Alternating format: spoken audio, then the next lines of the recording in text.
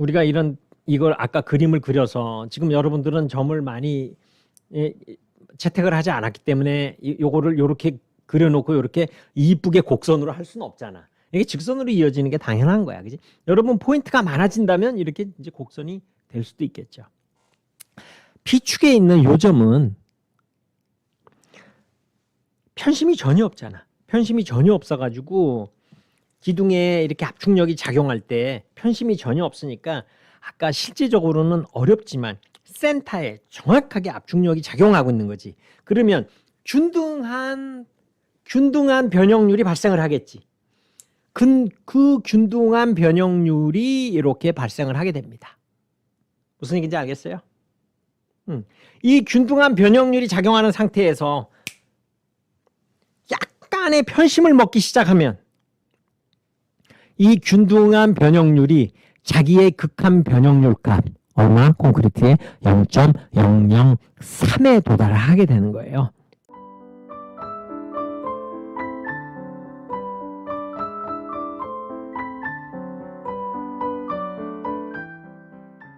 그죠?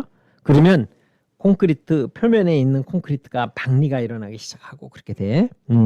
그런데 여기에서부터 이 축이 아니라 여기에서 일로 조금 간다라고 하는 건 뭐예요? 일로 조금 간다라고 하는 건 모멘트가 조금 생긴다는 거고, 모멘트가 조금 생긴다는 건 뭐야? M은 P 곱하기 2였잖아. 편심이 생긴다는 얘기지. 그래서 여기에서 약간의 편심이 생기게 되면 여기 압축력이 정확하게 센터에 작용하고 있었는데 약간의 편심이 작용을 하게 되면 센터에 있을 때보다 이쪽에는 압축력이 더 작용하게 되고 이쪽은 원래 있었던 애보다 좀 멀어지게 되잖아. 그러면 이렇게 균등하게 돼 있던 변형률이 이쪽은 압축력이 강해지니까 좀 더 큰 압축력을 받게 되고 얘는 좀 덜 받게 되겠지. 요 모두가 균등했던 요 순간에서 이렇게 변화하는 요 변형률의 추이, 약간의 편심이 생기고 약간의 모멘트가 작용하면서 생기는 요 변형률도 상의 요쪽은 짧고 요쪽은 긴 그 상이함을 이제 알겠지. 그러면 그 다음에는 어떤 순간이 있을까? 편심이 더 커져. 편심이 더 커지면 이렇게 균등한 상태에서 이쪽은 길어지고 이쪽은 짧아지는 상태. 이 길어진다고 해봐야 얘도 궁극적으로 자기의 극한 압축 변형률에 도달하면 얘가 0.3이겠지. 여기서 조금 더 가. 그러면 얘가 0.003에 도달하는데 편심이 많이 생겨서 이쪽에는 이제는 거의 0의 변형률이, 압축 변형률이 없는 상황에 도달하겠지. 요 다음엔 모두가 동등한 압축 변형률을 갖고 있다가 편심이 약간 생기면서 이제 조금 차이가 나는 압축 변형률이 생기다가 계속 편심이 커지면 이쪽은 압축 변형률이 0인 상태가 됐는데 그거보다 편심이 더 커지면 이쪽은 인장 변형률이 올라오기 시작하겠지. 나비 넥타이가 생기겠지. 나비 넥타이 우리 보호 설계할 때 배웠던 거 아니야.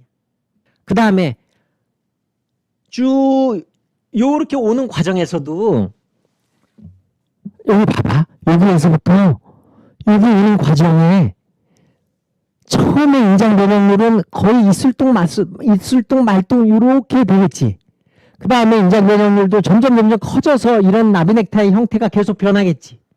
그러다가 균형 변형률 상태에 딱 오면 얘는 0.003인데 얘는 철근이 항복하는 0.002라고 치면 그 변형률 상태의 나비 넥타이가 나오겠지. 이 전에는 얘가 0.001이고 0.003일 수도 있지. 얘는 0.00059, 0.003일 수도 있지. 이 오는 과정에서 이 나비 넥타이 형태도 계속 변해갈 수 있다는 걸 알겠지. 요 균형 철근 상태에서의 요 나비 넥타이 상태는 얘가 극한 압축 변형률인 0.003에 왔을 때 얘는 철근의 항복 변형률에 도달하는 엡실론 Y일 때 이 모습이 나오는 거잖아. 그 밑에는 변형률이 어떨까? 이때는 0.003이고 0.002 예를 들면 엡실론 Y였다면 얘는 인장지배 단면인 경우 0.003일 때 얘는 0.005가 될 수도 있지. 그래요? 우리는 0.005 이후일 때를 인장지배 단면이라고 생각을 해서 풀었잖아. 요 단계를 넘어서 여기 어느 순간 휨부재가 되기 위한 최소형 변형률 엡실론 0.004였던 거 기억나? 1학기 때?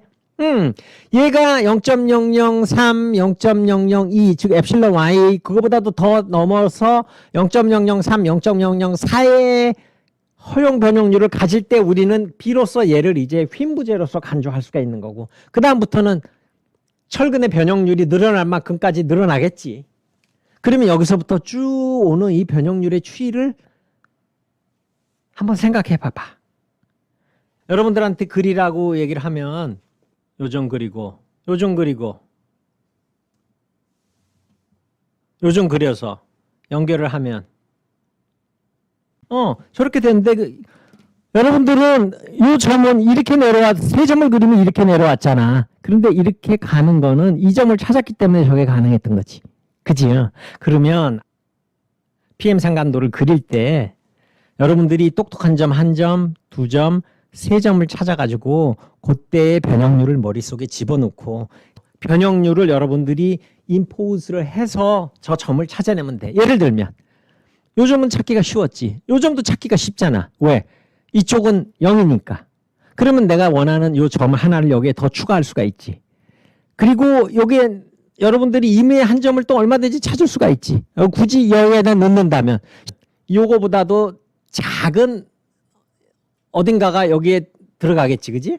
여기 0이 되기 전엔 요 점 0이 되는 요 점 이전에는 얘는 여기인데 얘는 거의 0에 가깝게 얇은 어떤 애가 여기 존재할 수 있겠지. 여기는 인장 변형률이 생기는데 이 값이 얘의 한 5분의 1 정도만 이렇게 생길 수도 있겠지. 그러니까 여러분들이 원하는 변형률 값을 집어넣고 원하는 점을 찾아서 그렇게 계산을 해서 시간이 허락하는 데까지 정확하게 정밀하게 PM 상간도를 그려주면 돼. 여기서부터 내가 이렇게 내려오는 것이 가능할까? 우리가 인장집의 단면일 경우를 생각해서 내가 요 변형률, 인장의 변형률을 여기 엡실론 y 이꼴 400일 때 지금 0.002니까 0.005를 넣어서 계산을 해볼까 했더니 이렇게 해서 안 내려오고 얘가 이렇게 꺾이는구나 라는 것을 알 수가 있게 되는 거지. 그러면 나는 이 PM 상관도를 그렸을 때 여러분들이 하나, 둘, 세 개만 찍고 이렇게 냈어도 별 감점이 없었겠지만 중간에 여러분들이 특이한 이런 점들 그리고 여기에 인장집의 단면의 점들 이런 것들을 한 2개 정도만 넣어주면 이런 형태로 얘가 들어갔을 때 안 들어갔을 때 이렇게 내려오는 것과 이렇게 돌아 내려오는 것과는 큰 차이가 있잖아. 저런 걸 여러분들이 보여줄 수 있다면 비교적 더 정밀한 PM 상관도가 완성이 돼가는 있는 거잖아. 그렇지? 그래서 PM 상관도를 이렇게 그릴 때 PM 상관도 상에 나타나지 않고 요거에 대한 기울기가 여러분들 편심과 관련이 돼 있다는 것 기억하는 거. 두 번째, 이렇게 등분포에서부터 균등한 변형률에서부터 균등하고 한쪽은 압축력이 커지고 압축력이 작아지고 결국은 압축 응력이 없는 상태를 지나서 이제 인장 변형이 생기고 인장 변형률이 점점 커지고 인장 집의 단면이 될 만큼 커지고 순수하게 휨강도만 작용하는 이 내려오는 이 과정의 변형률을 머릿속에 넣고 있으면 PM 상관도가 아무것도 아니라는 거지.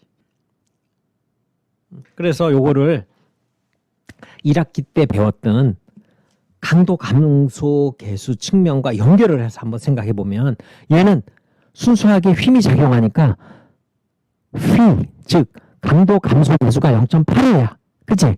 맞지? 얘는 압축집의 단면이 내잖아. 여기 있는 데까지가 다 압축집의 단면이잖아. 이 압축집의 단면인 애들은 어떻게 돼? 나선철근 기둥일 때 0.65, 띠철근일 때 0.70, 0.65. 그 강도 감소 계수가. 여기 있는 애들은 인장집의 단면이 됐을 때 얘는 0.85였고 얘는 0.85일 수도 있고 아닐 수도 있고 그럴 땐 보관법을 썼었지 P값을. 그러니까 요 PM 상간도 상에서도 강도 감소 계수값이 쭉 바뀌어간다는 거를 이 변형률의 변형 추입 아울러 같이 기억을 하고 있으면 여러분 것이 될 수도 있다라는 거죠. 저 PM 상간도 하나를 보고 정말 많은 거를 얘기해 줄 수가 있게 되는 겁니다. 그래서 이 변형률의 변화 추이 그다음에 이 PM 상간도 상의 이 편심과의 관계 여기에 왜 균형 철근비에 대한 상태가 들어가는 건지 요 아래는 인장 지배 단면이 가능하고 이 여기는 전부 압축 지배 단면이 가능하고 그런 부분에 대해서 얘기를 하게 되는 겁니다. 이 P0, PN 이런 부분에 대해서도 우리가 잠깐 얘기를 할 필요가 있어요. 왜냐하면 완전히 축방향력만 받는다라고 한번 생각을 해봐봐. 응? 완전히 축방향력만 받는다고 생각해보면 이 안에 콘크리트의 압축력이 거의 좌우하게 돼요. 그치? 그러니까 콘크리트에 대한 그 퀄리티에 대한 우리의 확신이 스틸보다는 사실 없잖아. 그러니까 여기에 이거 해보니까요. 콘크리트 기둥인데요. 얘가 100까지 견딜 수가 있어요. 라고 얘기를 하지만 100이 아니고요. 우선 콘크리트 압력 얘가 실험실에서 하는 것과 현장에서 치는 콘크리트는 차이가 크니까 거기에서 조금 우리가 깎아야 될 것 같고요. 자, 우리 거래하는 거야. 내가 잘 만든 거니까 100원 주십시오. 그랬더니 이거를 사는 사람이 글쎄요. 그게 100원이라고 하기는 참 곤란해요. 왜냐하면 이거는 실험실에서 한 거고 바깥에서 만든 거는 좀 여러 가지 차이가 있으니까 한 15원만 깎을게요. 그럼 85원 해줄게요. 그럼 85원 주세요. 그랬더니 근데 축방향의 거동은 대부분 다 콘크리트 얘가 좌우하고 있기 때문에 강도 감소 개수만큼 나선 철근 기둥이 아니고 띠철근이면 미안하지만 거기에서 또 65%를 좀 깎아야 되겠네요. 얘를 내가 믿을 수가 없잖아. 이렇게 얘기를 하는 거예요. 그러면 실험실과 다르다 그래서 15% 깎여. 그 다음에 압축력으로 지배된다 그래서 거기에다가 또 0.6을 곱해. 요거를. 그러면 정말 뚝 떨어지는 거야. 그게 끝이냐 그랬더니 그런데 이게 순수하게 축방향력만 작용하는 경우가 거의 없죠. 약간의 편심이 있을 거에 대비해서 미안하지만 우리는 띠철근 기둥이면 거기에서 또 20%를 삭감할 수밖에 없습니다. 그러면 얼마 준다는 거예요? 나는 100을 견딜 수 있는데 얼마 준다는 거예요? 그랬더니 계산해 보세요. 65%로 깎은 애를 다시 80% 깎고 그 다음에 얘가 콘크리트였기 때문에 현장을 고려한 걸 해서 15%를 다시 깎고 그렇게 하면 내가 100원 달라고 해서 딜을 들어갔는데 사는 사람은 미안하지만 50 채 안 되겠네요. 이렇게 얘기를 하는 거예요.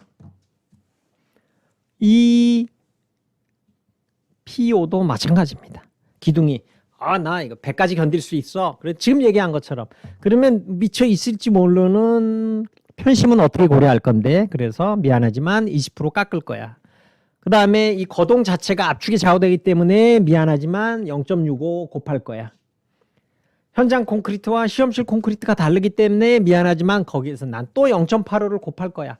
그럼 미안하지만 그러니까 너는 100이 아니고 너는 50밖에 못 견뎌요 라고 얘기를 해서 원래 이만큼 견디는 게 이렇게 뚝뚝 떨어져 가게 되는 겁니다. 그럼 여러분들이 생각했을 때 교수님 그렇게 설계를 한다면 너무 지나치게 보수적인 게 아닐까요? 라고 하지만 아까 얘기한 것처럼 기둥은 어떤 구조물의 전체 오버롤한 스테빌리티에 연관이 돼 있기 때문에 안전하게 가면 갈수록 좋죠. 그지? 그렇기 때문에 우리가 생각했을 때 너무 과보수적인 설계다라고 생각할 느낌이 들 정도로 기둥 설계에서는 그런 부분이 있어요.